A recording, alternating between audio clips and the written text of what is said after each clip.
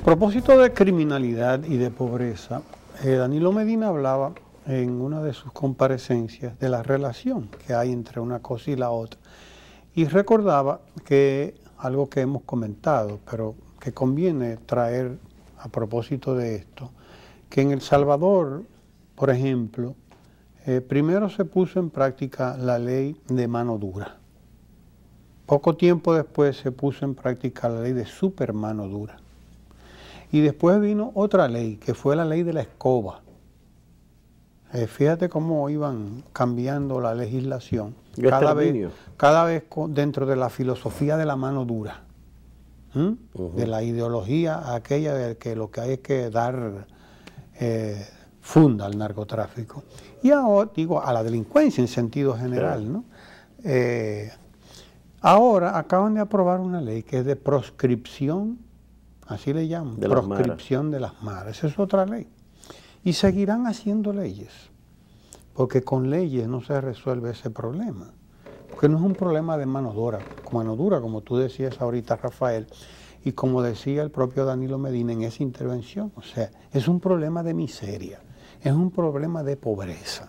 En nuestro país, por ejemplo, bueno, la capital, uno en la capital, tú hablabas de eso en una perspectiva recientemente, la semana pasada cuando hablabas de la mendicidad. Usted se para en una esquina de la 27 con Winston Churchill, por ejemplo, que yo prefiero llamarla Jiménez Moya, que debía ser, ¿no? Toda, Jiménez Moya, completa.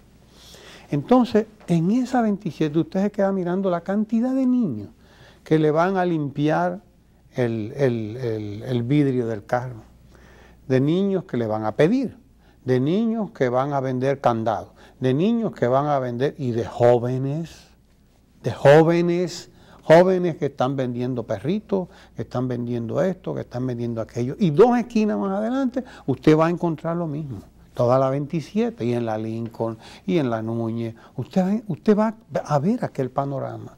Es decir, hay una miseria grande que afecta a la juventud grandemente. Danilo lo decía la semana pasada, por cierto, cuando decía que hay que dirigir programas, crear programas que vayan a proveer empleo a la juventud. Y, óigame por Dios, niños que debían estar en su escuela y lo que están es buscando con el limpiabota, con esto, con lo otro, vendiendo chucherías para poder ayudar a la familia. Mientras esa situación esté así, va a haber niveles altos de criminalidad, niveles altos de delincuencia en nuestro país y en cualquier otro país. En El Salvador, por ejemplo, óigame, los niveles de delincuencia que hay tienen que ser muy altos, porque es que es una sociedad, la sociedad salvadoreña, la sociedad hondureña, la sociedad guatemalteca, esa oligarquía centroamericana que mantiene una concentración tan bárbara de la riqueza que los niveles de pobreza son, si nosotros contamos con que los de nosotros son altos, aquellos son una cosa espantosa. No en balde, las maras dominan allí y hay los carteles y todas estas cosas del crimen que en aquellas sociedades son realmente cosas realmente impresionantes. El caso de México, que bien tú decías, Rafael, que habrá que revisar ese dato de que allí haya un 11 por mil, ¿no? Serían 11 muertos por 100.000. Entonces, es un dato que habría que revisarlo, porque los niveles de delincuencia, de violencia que hay en México son realmente impresionantes también. Yo quería enlazar. Quería hacerte una observación, retomar la idea que estaba planteando anteriormente, de que a mí me luce que uno de los problemas tiene que ver, y esas leyes salvadoreñas apuntan en esa dirección, a que el enfoque sigue siendo de seguridad y orden. Seguridad nacional y orden, que era el viejo concepto de seguridad que se manejó en todos los estados durante muchos años. ¿Y en Brasil? Y en Brasil, en todas partes. Sigue siendo el mismo esquema de seguridad previo a la Guerra Fría que se ha manejado siempre. Y a mí me da la impresión de que de lo que se trata es de seguridad ciudadana, que es un concepto donde la fuerza del Estado se aproxima más al ciudadano en búsqueda de su colaboración, de su participación en el control, pero con asistencia social. Es decir, Claro. si lo que motiva el crimen tiene alguna relación de tipo económico-social, pues lógicamente usted debe atacar las causas de eso. Exacto. No es No una los guerrilla efectos, propiamente no los dicha lo que le está atacando.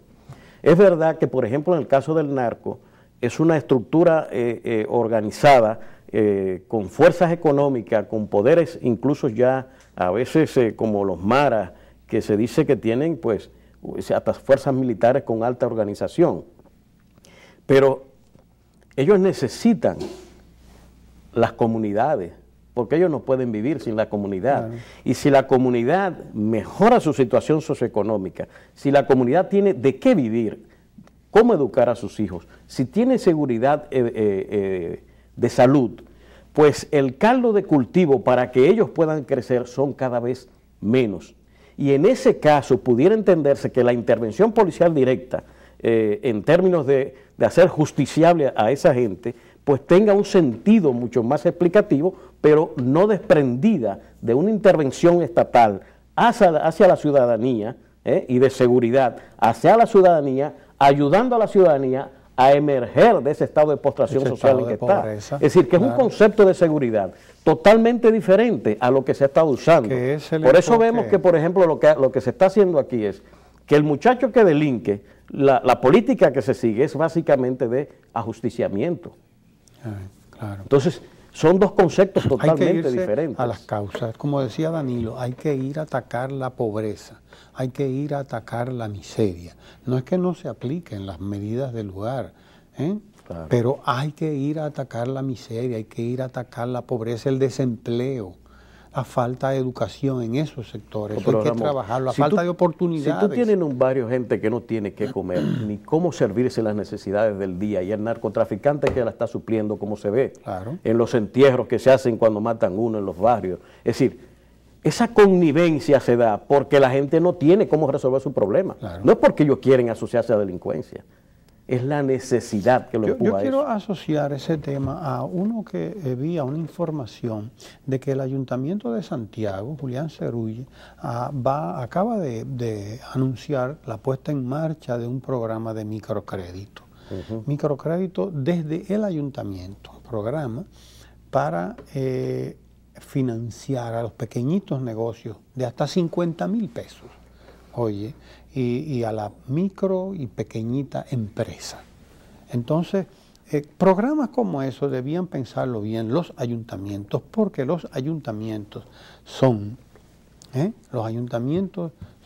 y deben ser también parte de esa política de disminución de la miseria, de la pobreza y de la creación de empleo que debe poner en marcha el Estado.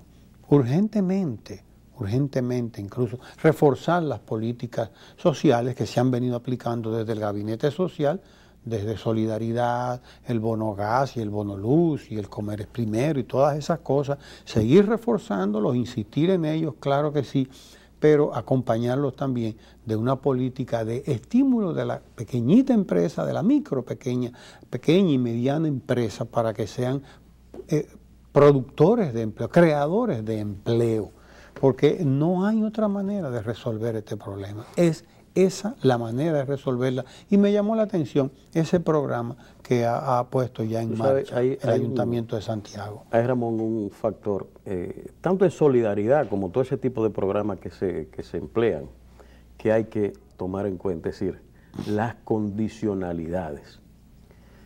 Habitualmente estamos promoviendo, que estamos ayudando, pero un factor importante de todas esas políticas sociales que se implementen tienen que ver con el problema de la condicionalidad para la ayuda.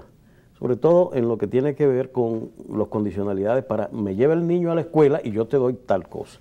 Es decir, pero los sistemas de vigilancia sobre el programa en ese sentido, porque yo pienso que esa es una parte importante que hay que empujar en ese sentido. Nos vamos a la pausa y regresamos de inmediato de nuevo con Ojalá.